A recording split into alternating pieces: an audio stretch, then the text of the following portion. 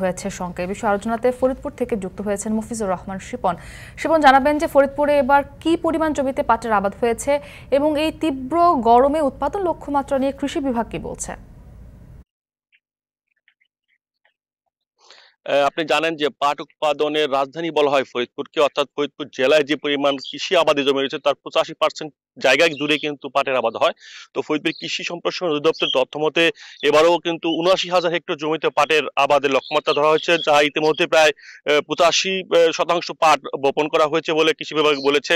কোথাও কোথাও পাট কিন্তু আধাত পরিমাণ অর্থাৎ 6 ইঞ্চি থেকে 8 ইঞ্চি পরিমাণ পাট গাছ বেড়ে উঠেছে, আবার কোথাও কিন্তু ক্ষেতে প্রস্তুত করে কিন্তু বীজ বপন করেছে এবং সেই বপনকৃত ক্ষেতগুলোই মূলত সমস্যায় পড়েছে, অর্থাৎ মাটি থেকে যে গাছটি বের হচ্ছে সেটাই কিন্তু প্রচন্ড তাপের কারণে সেই গাছের কচি পাতাটি কিন্তু পুড়ে যাচ্ছে বলে কৃষক দাবি করেছে।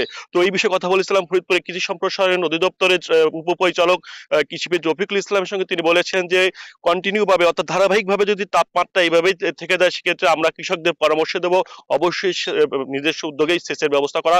সেচ যদি দেওয়া যায় সেক্ষেত্রে কিন্তু পাটের এই বড় ধরনের সমস্যা বা বিপদের আশঙ্কা থেকে তারা হয়তো হেফাজত বা রক্ষা পেতে পারে, এমনটি তারা বলেছে।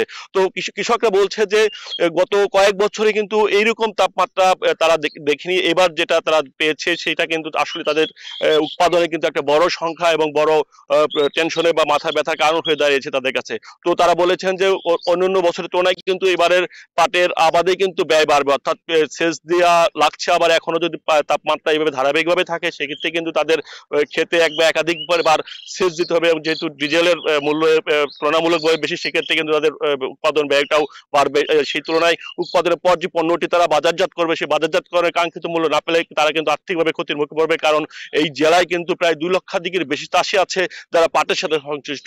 তো আপনাকে সর্বশেষ বলে রাখতে চাই, গত এক সপ্তাহ ফরিদপুরে তাপমাত্রা রয়েছে, যেটা আবহাওয়া অফিস বলেছে 35 থেকে 39 সেলসিয়াস ডিগ্রিতে কিন্তু তাপমাত্রা চলছে।